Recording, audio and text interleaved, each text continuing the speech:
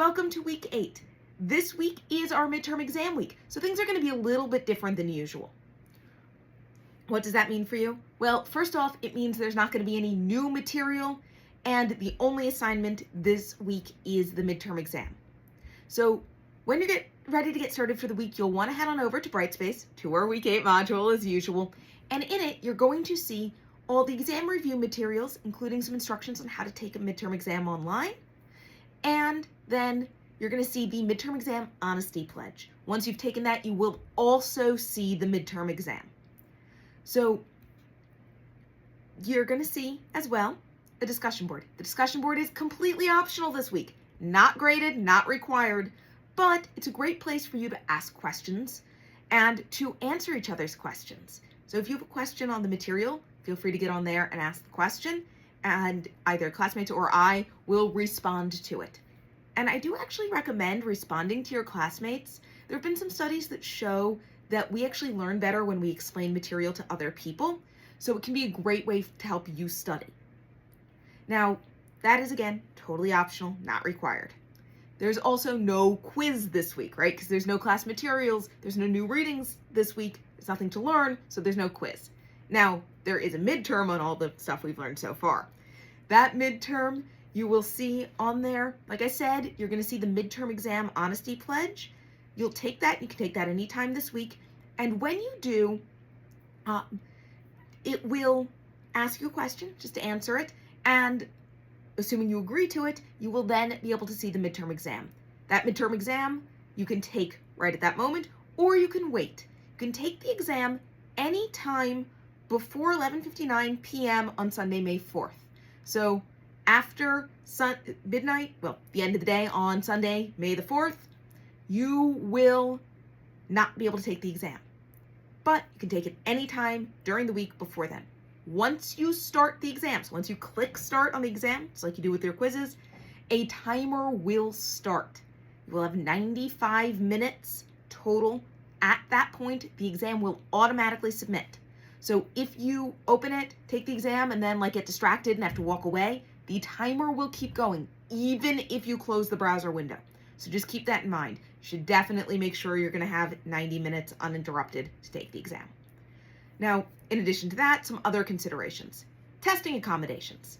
If you have official approved accommodations from the Office of Disability Services, definitely let me know right away so that I can build them in. And if you feel that accommodations that are not approved yet would be helpful for you, you can also reach out to me about that. And we can see what we can work out together to make the test more accessible. And so all of this, I do need notice, so let me know as soon as you possibly can. Other considerations, makeup exams. You have the whole week to take the exam, so I generally don't give makeup exams. Typically, it's not needed. If something that I'm not anticipating happens and you do end up needing a makeup exam, we can work that out. Please let me know as soon as possible. And I'm going to require clear rationale and very likely some sort of documentation to support this request. Technical difficulties during the exam. If you have technical difficulties, your computer crashes, whatever, Brightspace is down, if it's the right thing, reach out to tech services at Kingsborough, to the student help desk, and let them know. Obviously, if it's your own internet, that's not going to be helpful. Then let me know. Let me know as soon as you possibly can that something has happened. Now, of course, this is asynchronous, so I may not be able to get back to you right away, but know that you'll have submitted it right away, and then we can work on what to do about it. Now, if this does happen, it takes me a bit to get back to you, don't stress. We'll work it out.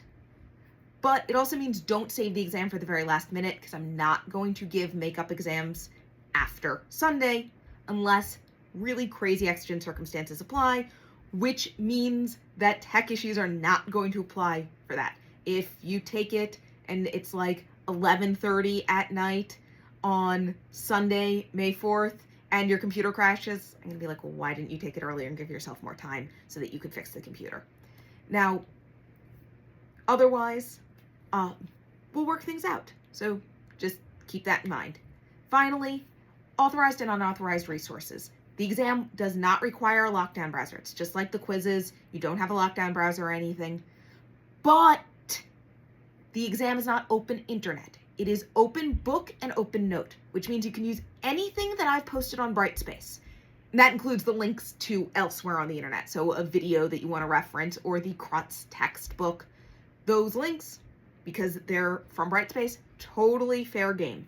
Your notes, any class materials, the study guide, all of this you can have up during the exam. What you cannot do is use the internet at large. You can't Google things. You shouldn't be using generative AI. This is considered unauthorized. It's cheating, and you will be held accountable for that as per the syllabus and the honesty pledge you're going to take. Now, also, it's not that helpful. Generative AI and Google are not actually that smart, and they may not give you the right answers, and they may point you in the wrong direction. So just keep that in mind as well. You are better off using the authorized resources. One great tip for that, the CRUTS book is online and searchable. So if there's something you're confused about, you can just search for that keyword in the textbook and find the answer. So that's going to be a much better bet for you. Now, just because it's open book doesn't mean you shouldn't study. If you are planning on taking the exam without studying, you may well run out of time. It's a pretty long exam for the amount of time I give you. If you're going and Googling, hopefully you're not Googling, going and looking everything up in your textbook. It's also too long if you're going and Googling stuff. But if you have studied a bit, you're gonna have enough time to also look at your resources as needed.